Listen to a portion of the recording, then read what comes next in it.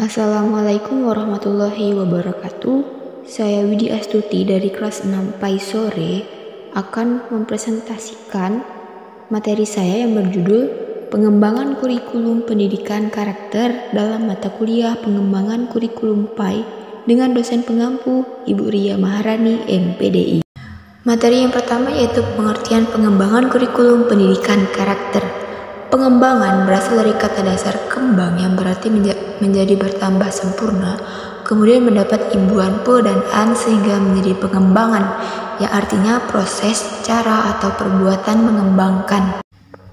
Jadi, pengembangan di sini adalah suatu usaha untuk meningkatkan kemampuan teknis, teoritis, konseptual, dan moral sesuai dengan kebutuhan melalui pendidikan dan latihan yang dilakukan untuk mencapai tujuan yang diinginkan agar lebih sempurna daripada sebelumnya. Selanjutnya yaitu pengertian kurikulum. Kurikulum dalam bahasa Prancis courir artinya aturan yang berarti berlari. Dalam bahasa Yunani kurikulum diartikan dengan jarak yang harus ditempuh oleh pelari.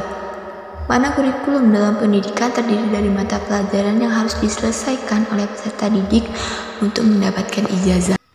Kurikulum menjadi instrumen terpenting yang sangat menentukan bagi kelancaran proses belajar mengajar dalam sebuah lembaga pendidikan. Kurikulum sebagai alat untuk mentransfer ilmu pengetahuan terdiri berbagai program-program yang disusun secara sistematis untuk mencapai tujuan pendidikan. Dengan memiliki kurikulum, proses pendidikan memiliki orientasi yang jelas sesuai dengan tujuan yang telah ditetapkan. Selanjutnya, pengertian karakter berasal dari bahasa Yunani yang berarti to mark atau menandai dan fokuskan pada bagaimana mengaplikasikan nilai kebaikan dalam bentuk tindakan atau tingkah laku. Seseorang bisa disebut orang yang berkarakter apabila perilakunya sesuai dengan kaidah moral. Jadi dapat kita ketahui arti dari pengembangan kurikulum pendidikan karakter adalah sebagai kegiatan yang berupaya untuk menyusun atau merancang kurikulum baru, mengubah dan menyempurnakan kurikulum, implementasi kurikulum, serta pengendalian kurikulum pendidikan dasar. Pengendalian ini meliputi monitoring dan evaluasi kurikulum, serta menyempurnakan kurikulum berdasarkan masukan dari hasil monitoring dan evaluasi terhadap kurikulum pendidikan dasar. Selanjutnya yang kedua ada fungsi dari pendidikan karakter.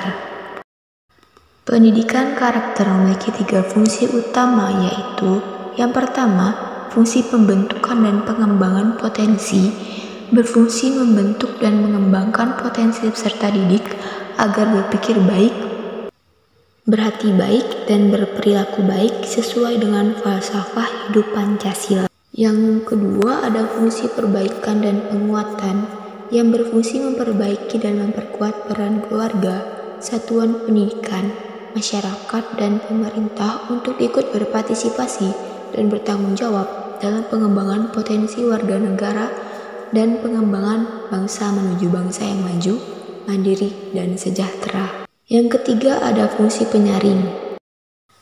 Berfungsi memilah budaya bangsa sendiri dan menyaring budaya bangsa lain yang tidak sesuai dengan nilai-nilai budaya dan karakter bangsa yang bermartabat.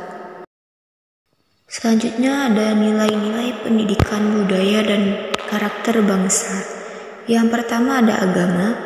Masyarakat Indonesia adalah masyarakat beragama. Oleh karena itu, kehidupan individu, masyarakat, dan bangsa selalu didasari pada ajaran agama dan kepercayaannya. Yang kedua ada Pancasila. Negara Kesatuan Republik Indonesia ditegakkan atas prinsip-prinsip kehidupan kebangsaan dan kenegaraan yang disebut Pancasila. Yang ketiga, ada posisi budaya yang demikian penting dalam kehidupan masyarakat mengharuskan budaya dan karakter bangsa. Yang ketiga ada tujuan pendidikan nasional. Tujuan pendidikan nasional memuat berbagai nilai kemanusiaan yang harus dimiliki oleh warga negara Indonesia. Oleh karena itu, tujuan pendidikan nasional adalah sumber yang paling operasional dalam pengembangan pendidikan budaya dan karakter bangsa. Dan yang terakhir ada strategi pengembangan kurikulum berbasis pendidikan karakter. Pembentukan karakter anak dapat dilakukan dengan sikap sebagai berikut. Yang pertama yaitu keteladanan, yang kedua penanaman kedisiplinan, yang ketiga pembiasaan, dan yang terakhir menciptakan suasana yang kondusif. Baiklah, mungkin hanya sekian yang dapat saya sampaikan. Terima kasih atas segala perhatiannya. Saya ucapkan wabillahi taufiq wal hidayah. Wassalamualaikum warahmatullahi wabarakatuh.